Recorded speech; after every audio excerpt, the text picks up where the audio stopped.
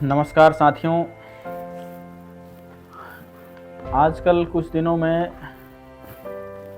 मुझे यह देखने को मिल रहा है कि हमारे क्षेत्र के बहुत सारे युवा साथी जो हैं वो लोन लेकर या बाज़ार से पैसा उठाकर कर्ज के दलदल में फंस गए हैं और अंतिम कड़ी मैंने जब कहीं विकल्प नहीं आए उस स्थिति में उनके द्वारा हमको संपर्क किया जा रहा है। और ये एक केस नहीं, ऐसे बहुत सारे केसेस हैं।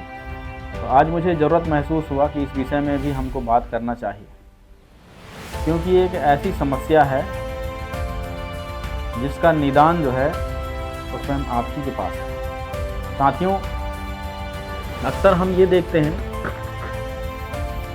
कि लोन देने वाली कई ऐसी कंपनियां हैं, कई निजी बैंकें हैं, वो आपको आसानी से लोन दे देते हैं। आप बिजनेस के पर्पज़ से लोन लेते हैं या तो फिर आप ऑटो लोन लेते हैं या तरह तरह के लोन के जो सुविधाएं हैं वो लोन लेते हैं।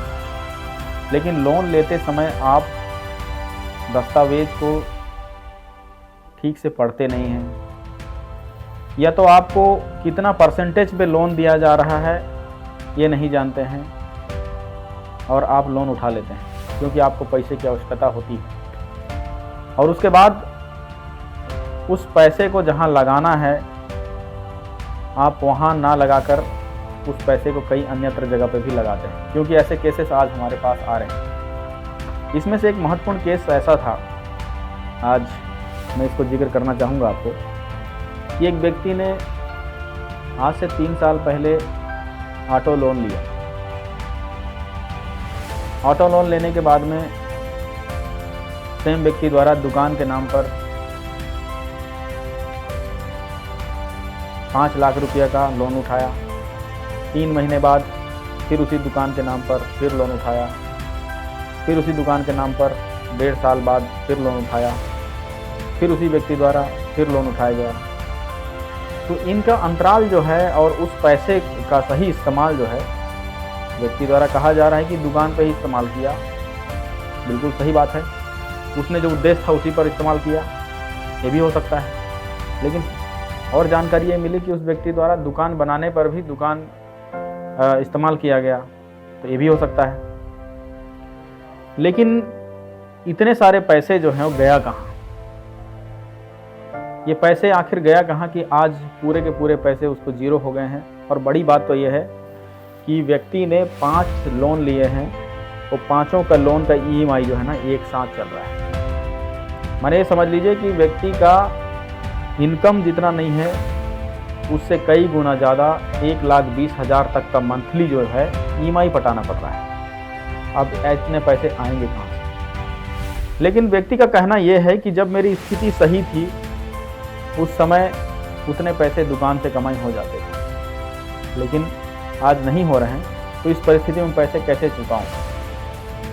इस स्थिति में व्यक्ति ने आज से 3 दिन पहले आत्महत्या करने का भी कोशिश किया, लेकिन ये जानकारी हमारे कार्यालय को प्राप्त हुआ है। तो मैं यहाँ पे ये कहना चाहता हूँ कि कोई भी कारोबार, कोई भी व्यवसाय फेल होने के क्या कारण हो सकते हैं? क्या हम व्यवसाय करने से पहले हमारे पास उस व्यवसाय की योजना है?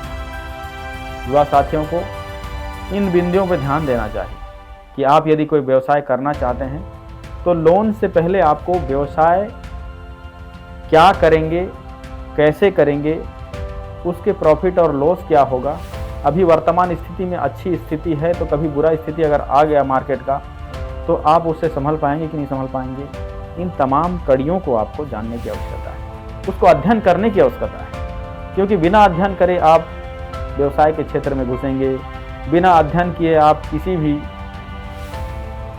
और कदम बढ़ाएंगे तो वो नुकसान होने के ज़्यादा चांसेस होते हैं। साथियों, जब अच्छा दिन रहता है तो उस समय हमें किसी चीज़ का अफसोस नहीं होता है, लेकिन जब डाउनफॉल में लाइफ जाती है, जब नीचे गिरता है आदमी, तो उस समय कोई साथ देने के लिए नहीं आता।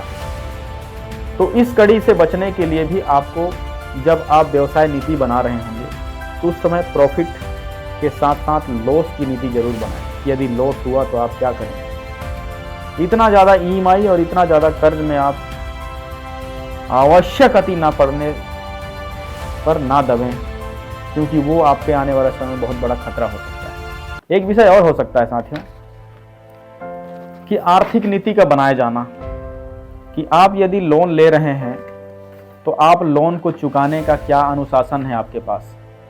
क्योंकि पैसे जब आते हैं तो आप कई बार ये सोचेंगे कि नहीं ठीक है मैं बाद में पटा दूंगा, लेकिन ये नीति आपको बनाना अति आवश्यक है कि कर्ज को कैसे पटाया जाना चाहिए और किस तरीके से आपका अनुशासन होना चाहिए। क्योंकि जब तक आर्थिक डिसिप्लिन आपके पास नहीं होगा आप सफल होने के चांस कम होंगे।